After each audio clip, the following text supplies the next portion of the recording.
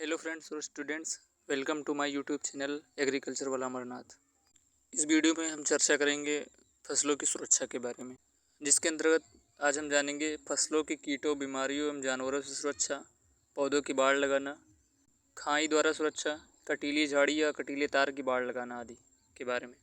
किसी भी फसल के सफल उत्पादन हेतु उस फसल की सुरक्षा और देखभाल बहुत ज़रूरी होती है।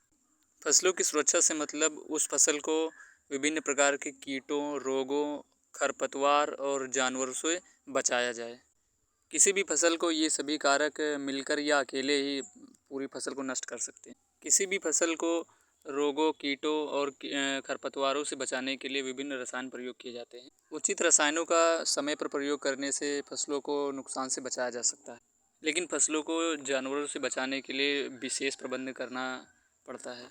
जानवरों में सांड, नीलगाय और छुट्टा जानवर शामिल हैं। इसलिए फसलों को कीटों, बीमारियों, जानवरों से सुरक्षा का प्रबंध अवश्य करना चाहिए।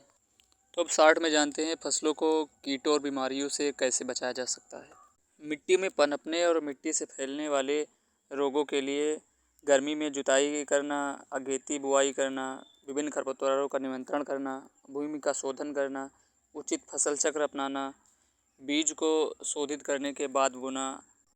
कुछ जगह या कुछ खेत इस तरह के होते हैं कि वहाँ कुछ विशेष प्रकार के रोग ज़रूर फैलते हैं, तो ऐसी जगहों पर उस रोग की प्रतिरोधी किस्में उगानी चाहिए। जैविक नियंत्रण के अंतर्गत कुछ जीव और कीट ऐसे होते हैं जो उन कीटों को खाकर इनकी संख्या को नियंत्रित करते हैं। कुछ कीट अंडों और लार्वा को खा जाते हैं, कुछ फफूंदी दूसरी फफूंदी को खाकर नियंत्रित कर सकते हैं।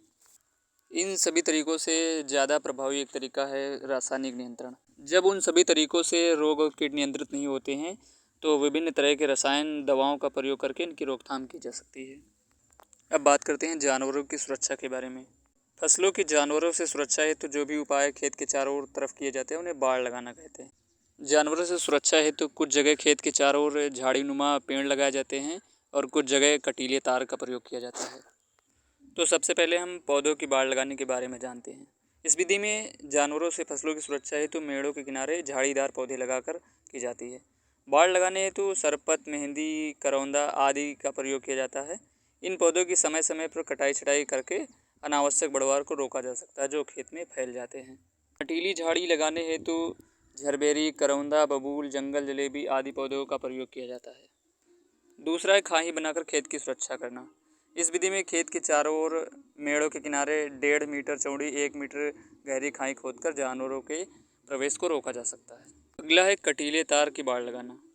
इस विधि में खेत के चारों ओर खंभे के सहारे कटीले तार लगाए जाते हैं।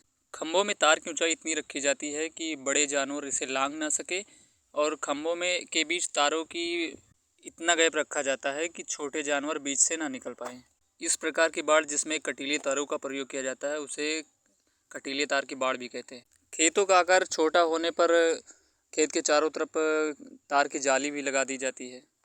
अब तो कहीं कहीं पर लोग सीमेंट की पतली पत्थर से दीवार भी बना देते हैं। जाली और सीमेंट की दीवार काफ़ी अधिक फसलों की सुरक्षा करती है, लेकिन लागत में काफ़ी महंगी होती है, इसलिए अभी इसका प्रयोग बहुत कम होता है।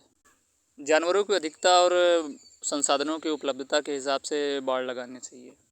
कुछ किसान जानवरों की अधिकता और उनकी आक्रामकता को देखते हुए विद्युत तार की भी व्यवस्था करने लगे हैं, जो बाड़ की एक बहुत ही आधुनिक विधि है। इसमें केवल साधारण तार से बाड़ लगाई जाती है। इस विधि में खंभों पर इंसुलेटर लगाए जाते हैं। कुछ लोग इसको झटका मशीन भी बोलते हैं। इसमें विद्युत धारा का प्रवाह रुक रुक कर दिया जाता है, जिससे पशुओं को हल्का झटका लगता है और पशु खेत के अंदर घुसने में बाधा महसूस करते हैं। साथ में एक बात का ध्यान रखना चाहिए कि विद्युत तार में कम वोल्टेज, लगभग 110 वोल्टेज की धारा प्रवाहित होनी चाहिए।